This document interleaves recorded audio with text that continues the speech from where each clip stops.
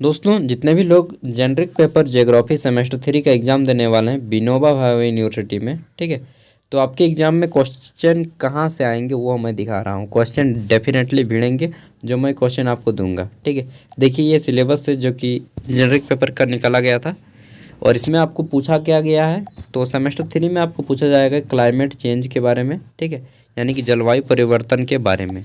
Full marks जो आपके exam में आएगा 60 मार्क्स का पेपर होगा और क्वालिफाई करने के लिए आपको 24 नंबर लाना होगा, ठीक है। ये पेपर देख लीजिए क्वेश्चन किस टाइप से आएगा। तो देखिए आपके एग्ज़ाम में जो क्वेश्चन रहेंगे 10 गो आएगा, 1.5 मार्क्स वाले क्वेश्चन यानी कि 15 नंबर, और 7 गो क्वेश्चन रहेंगे 15 मार्क्स वाले जिसमें से किसी 3 को बनाना होगा, ठीक है। 15 मार्क्स वाले किसी 3 प्रश्नों का आंसर करना होगा 15 नंबर या, और 1.5 नंबर या रहेगा 10 गो, ठीक है। चलिए मैं आपको क्वेश्चन दिखा रहा हूँ। ये क्वेश्चन थोड़ा सा डिफरेंट है, मतलब स्ट्रक्चर के हिसाब से आपके 6 हैं लेकिन सेम सिलेबस है, ठीक है। जलवायु परिवर्तन है, देखिए ज्योग्राफी जेनरिक इलेक्टिव पेपर है सेमेस्टर 3 का, और जलवायु परिवर्तन के बारे में ही पूछा गया था तो वही क्वेश्चन पेपर मैं दे रहा हूँ। सबसे पहले ऑब्जेक्टिव को कर लेते हैं। पहला क्वेश्चन है हमारा यहाँ पे कि मानवीय व्यवस्था, अरे यार क्वेश्चन पढ़ेगा तब ना। क्वेश्चन है गर्म मौसम होने से क्या प्रभावित होता है, ठीक है। Which of the following is affected by hot climate, अरे यार ये क्या वर्ड है हॉट नहीं। तो देखिए दोस्तों जब मौसम गर्म होता है ना तो वैसे तो सभी को प्रभावित होता है, लेकिन सबसे ज़्यादा प्रभाव हमारा मनुष्य को पहुंचता है, ठीक है, ह्यूमन व्यवस्था को पहुंचता है। और इसमें जो है वर्षा भी काफ़ी ज़्यादा इफेक्टेड होता है, जल चक्र भी इफेक्टेड होता है, ठीक है। सब यहाँ पे राइट आंसर इसका होना चाहिए इनमें से सभी, लेकिन यहाँ पे सबसे ज़्यादा प्रभावित मनुष्य व्यवस्था होती है, ठीक है, ह्यूमन अरेंजमेंट होता है। ऑप्शन ए इसका राइट आंसर हो जाएगा। आगे देख लेते हैं। नेक्स्ट क्वेश्चन है कि निम्न में से कौन सी हरित प्रवाह गैस ऐसी है जिसका समस्त उत्सर्जन मानव जनित है, ठीक है।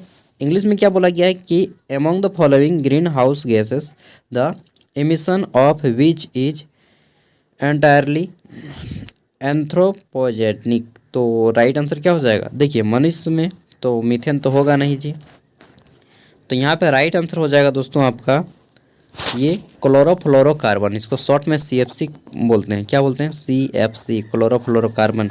जो हम लोग फ्रिज यूज करते हैं ना, फ्रिज हो गया, रेफ्रिजरेटर हो गया, एयर कंडीशनर हो गया, ठीक है। और आपने फिर ये भी जो परफ्यूम लगाते हैं उसमें भी CFC गैस निकलता है दोस्तों, CFC क्लोरोफ्लोरोकार्बन, ठीक है।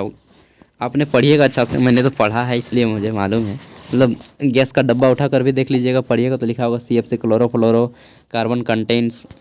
देखिए अगला क्वेश्चन है कि COP21, ठीक है, समिट हुआ है और यह कब हुआ और किस देश में हुआ, चलिए बताइए। तो देखिए COP21 जो सम्मेलन हुआ यह पेरिस में हुआ था, फ्रांस की राजधानी पेरिस में। कब हुआ था जी? तो 2015 में हुआ था गुरु, ठीक है, नोट करके रख लीजिएगा, हो सकता है क्वेश्चन में आ जाए। आगे देख लेते हैं। नेक्स्ट क्वेश्चन है हमारा कि यदि ग्रीन हाउस गैस नहीं होती तो पृथ्वी पर नहीं होता, क्या नहीं होता? जीवन नहीं होता भाई साहब। अगर देखिए हम लोग बोलते हैं ना ग्रीन हाउस गैस हमारे लिए खराबी है, हाँ खराबी तो है, लेकिन जान लीजिए एक हद के बाद खराबी है। और अगर ग्रीन हाउस गैस नहीं रहेगा ना तो पृथ्वी एकदम ठंडा पड़ जाएगा, -20 डिग्री सेल्सियस में चला जाएगा, और उस समय में आदमी तो जिंदा रह पाएगा? कितना देर तक जिंदा रहिएगा बताइए तो? 1 घंटा, 2 घंटा, 5 घंटा, 10 घंटा, 12 घंटा, उसके बाद ब्लड जम जाएगा, ठीक है, खून जम जाएगा और मर जाएंगे तो ग्रीन हाउस गैस इफेक्टेड है, अच्छा है। कोई भी चीज़ जो बोलते हैं ना कि ज़रूरत से ज़्यादा और ज़रूरत से कम, ठीक है, अच्छा नहीं है। लिमिट में रह के कीजिए, वही सबसे अच्छा है, ठीक है, बेटर है। तो ग्रीन हाउस गैस कम रहेगा उसमें भी मरेंगे, ज़्यादा रहेगा उसमें भी मरेंगे, तो बैलेंस करके रखना होगा इसको, ठीक है। आगे देख लेते हैं। नेक्स्ट क्वेश्चन है, तो यहाँ पे राइट आंसर क्या हो जाएगा? यदि ग्रीन हाउस गैस नहीं होती तो पृथ्वी पर नहीं होता, जीवन नहीं होता, लाइफ। ऑप्शन 2 इसका राइट आंसर हो जाएगा, क्योंकि तापमान जो है माइनस में चला जाता है और ज़्यादा हो जाएगा तो फिर तापमान बहुत ज़्यादा बढ़ जाएगा अजीब स्थिति है, ठीक है। ई नंबर है, कौन सा देश जलवायु परिवर्तन से सबसे अधिक प्रभावित है? दोस्तों सबसे अधिक प्रभावित है मॉरिशस, नाम सुने होंगे, एक छोटा सा देश है, ठीक है, जो कि अगर ग्लोबल वार्मिंग ज़्यादा बढ़ गया तो वह डूब जाएगा देश, ठीक है। हमारा पड़ोसी देश है भारत का। और उसके बाद दूसरा इफेक्टेड देश है बांग्लादेश। बांग्लादेश का भी बहुत ज़्यादा एरिया जो है समुद्र में डूब जाएगा अगर ग्लोबल वार्मिंग ज़्यादा बढ़ता है तो, ठीक है। जलवायु परिवर्तन से बहुत ज़्यादा प्रभावित है बांग्लादेश। इसको पूर्वी पाकिस्तान के नाम से जाना जाता था, पहले भारत हुआ करता था, ठीक है, बाद में पाकिस्तान बना, फिर बाद में बांग्लादेश बना। नेक्स्ट है हमारा, विगत शताब्दी के दौरान विश्व के सागर तल में लगभग कितनी वृद्धि हुई है।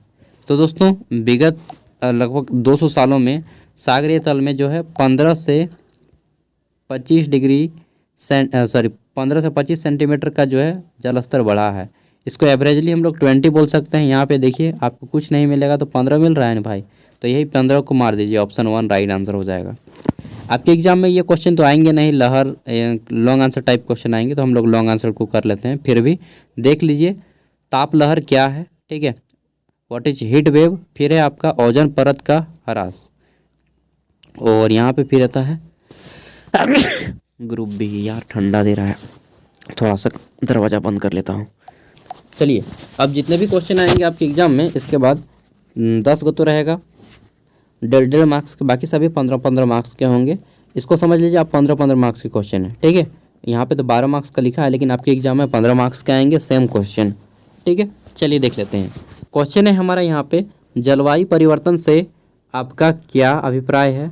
जलवायु परिवर्तन के कारणों की चर्चा करें, चाहे कारणों पर चर्चा करें। इंग्लिश में what do you mean by climate change, discuss the cause of climate change, ठीक है। तो ये पहला क्वेश्चन हो गया। दोस्तों जितने भी क्वेश्चन दे रहा हूँ सच बता रहा हूँ, एग्जाम में डेफिनेटली भिड़ेगा, ठीक है, मैच करेगा।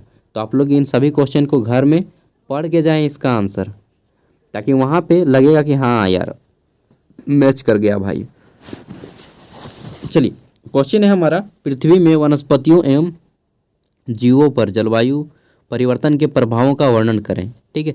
जितने भी जीव हैं, चाहे हम लोग हो गए स्तनधारी, चाहे जलधारी, चाहे वायु में रहने वाले, वायु में तो रहता नहीं है, ठीक है, जलचर स्थलचर जो भी हो, चाहे मनुष्य, इन पर क्या प्रभाव पड़ता है जलवायु परिवर्तन का बताना है, ठीक है। Describe the impact of climate change on flora and Fiona in the earth, ठीक है। आगे देख लेते हैं। नेक्स्ट हमारा क्वेश्चन है कि हरित गृह प्रवाह, हरित गृह प्रवाह से आप क्या समझते हैं। तो ग्रीन हाउस इफेक्ट क्या है, इसको बताइएगा, बता दीजिएगा कि इसका ज़रूरत से कम भी रहना ख़राब है, ज़रूरत से ज़्यादा भी होना ख़राब है। अगर इसको एक संतुलित स्तर पे रखा जाए तो बहुत अच्छा है, ठीक है। अगला है, भूमंडलीय तापन क्या है। भूमंडलीय तापन से उत्पन्न समस्याओं का विवरण दीजिए। भूमंडल मतलब भूमि का ताप का बढ़ना, ठीक है। भूमंडलीय तापन इसी को बोलते हैं, इंग्लिश में ग्लोबल वार्मिंग बोलते हैं। देखिए, ग्लोबल वार्मिंग और ग्रीन हाउस गैस इफेक्ट क्या है थोड़ा सा। तो यहाँ पे जो है ग्रीन हाउस गैस है, इसमें बहुत सारे गैस मिलकर पृथ्वी का तापमान बढ़ाते हैं, ठीक है। और ये कारण है किसका, तो ग्रीन हाउस गैस के कारण क्या होता है, तो भूमंडलीकरण होता है, ठीक है। तो दोनों एक दूसरे से रिलेटेड हैं, इंटरकनेक्टेड हैं, पढ़िएगा समझ में आ जाएगा। इसमें बहुत सारे गैस के कारण जो है पृथ्वी का तापमान बढ़ता है, इसी को भूमंडलीकरण कहते हैं, ठीक है, सिंपल सा बात है। और भूमंडलीय तापन से कौन कौन सी समस्याएं उत्पन्न होती हैं, तो बता दीजिए कि समुद्र का पानी का, अरे यार इतना ज़ोर से बोलते हैं ना, क्या बताएं। समुद्र का तापमान, पानी बढ़ता है, जलस्तर बढ़ता है, बहुत सारे देश डूब जाते हैं, ठीक है। ऑक्सीजन की मात्रा में कमी आ जाती है, इस तरह से बहुत सारी चीज़ें होती हैं। जलवायु परिवर्तन होता है, समय पर वर्षा नहीं होता है, इन सब चीज़ों को बताना है। नेक्स्ट, जलवायु परिवर्तन पर भौतिक एवं आर्थिक भेदता का सोदाहरण वर्णन करें, ठीक है।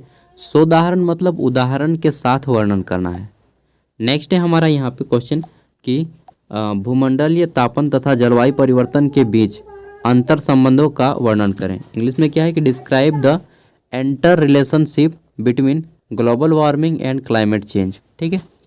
नेक्स्ट है हमारा 8 नंबर क्वेश्चन, इसमें पूछा गया है कि जलवायु परिवर्तन के लिए राष्ट्रीय कार्य योजना क्या है, ठीक है।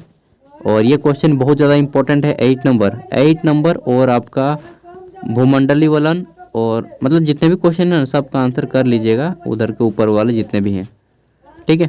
और क्वेश्चन ना मैच करे तब जाके आके बोलिएगा, ठीक है। एग्ज़ाम देने जाइए, और नहीं मैच करना तब हमको आके बोलना, और मैच कर जाएगा तो सेमेस्टर 4 का भी देख लीजिएगा। क्वेश्चन है यहाँ पे, छोटा छोटा नोट लिखने आ सकता है आपको इस टाइप से कि ग्रीन हाउस गैस के उत्सर्जन के स्रोत कौन कौन से हैं, ठीक है। और फिर बी नंबर है, वैश्विक जल चक्र पर वैश्विक जल संसाधनों पर जलवायु परिवर्तन के क्या प्रभाव हैं, इसको बताइए। तो ये कुछ क्वेश्चन है इस टाइप से। तो मिलते हैं अगली वीडियो में, तब तक के लिए bye, thank you. And video को देखने के लिए फिर से धन्यवाद हिंदी से दोस्तों अच्छे से दीजिए, एग्ज़ाम दीजिए। एंड क्या बताएं, अगर आपका कोई दोस्त हो जो ज्योग्राफी किया हो जनरल इलेक्टिव पेपर में, तो उन तक भी वीडियो को शेयर कर दीजिएगा, ठीक है। और जितने भी क्वेश्चन हैं सभी को आपको घर से आंसर देख के जाना है, गूगल से खोज लीजिए, चाहे गेस्ट पेपर से, जहाँ से पढ़ना है पढ़ लीजिए।